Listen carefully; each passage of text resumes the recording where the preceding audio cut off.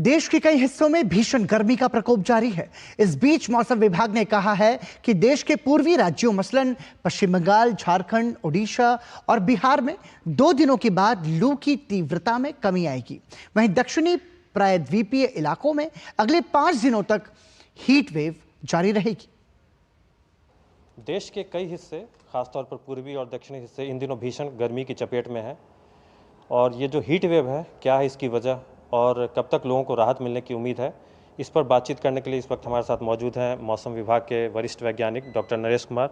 Sir, कौन कौन से ऐसे हिस्से हैं जहां पर अभी हीट वेव की स्थिति बनी हुई है और कब तक लोगों को इससे राहत मिलेगी? देखिए, स्पेसिफिकली अगर आप ईस्ट इंडिया की बात करें तो ईस्ट इंडिया में काफ़ी दिनों से अराउंड अबाउट 10-15 डेज हो गए continuous heat wave to severe heat wave चल रही है।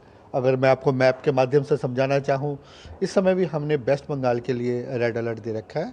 इससे पहले वेस्ट बंगाल, उड़ीसा, इवन बिहार बीच में रेड अलर्ट दिया हुआ था। उस समय क्या थे, आपके heat wave to severe heat wave prevail करी थी, लेकिन अभी थोड़ा सा इंटेंसिटी वहाँ कम हुई है, थोड़ी राहत है। अब देखिए, उड़ीसा में भी हीट वेव थोड़ा कम हो गया है, जिसके लिए हमने ऑरेंज अलर्ट दे रखा है। हालांकि यहाँ सीवियर हीट वेव प्रिवेल नहीं कर रही, फिर भी ऑरेंज हमने अलर्ट इसलिए दे रखा है कि कंटिन्यूस हीट वेव प्रिवेल कर रही है।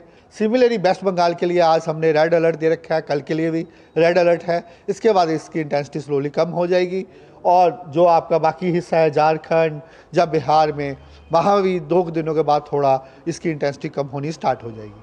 अगर हम साउथ पेनिनसुलर की इंडिया की बात करें, इस समय हमारा जो रेड अलर्ट है वो रायलसीमा के ऊपर है, क्योंकि वहाँ पे टेम्परेचर 45 डिग्री से ज़्यादा है, मिनिमम टेम्परेचर भी सामान्य से ज़्यादा है और साथ में ह्यूमिडिटी भी है। इसके अलावा उसके coastal area of Andhra Pradesh, वहाँ पे भी टेम्परेचर काफ़ी ज़्यादा है, वहाँ पे भी हमारा ऑरेंज अलर्ट है। इसके अलावा हमारा तमिलनाडु में भी हीट वेव का पॉसिबिलिटी है।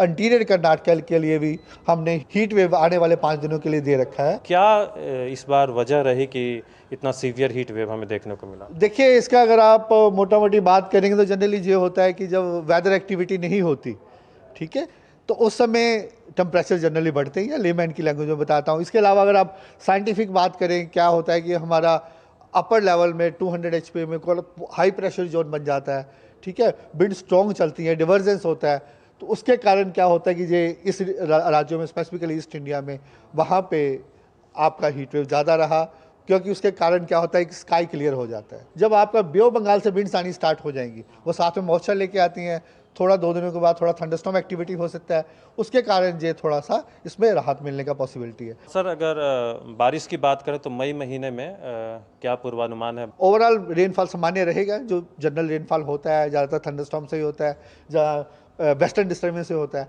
तो अगर आप रीजन वाइज बात करिए तो नॉर्थ वेस्ट इंडिया में हम अबव नॉर्मल रेनफॉल एक्सपेक्ट कर रहे हैं। ईस्ट इंडिया के कुछ, नॉर्थ ईस्ट इंडिया में भी थोड़ा रेनफॉल कुछ, जैसे अरुणाचल, असम, मेघालय में अब नॉर्मल होने का अनुमान है।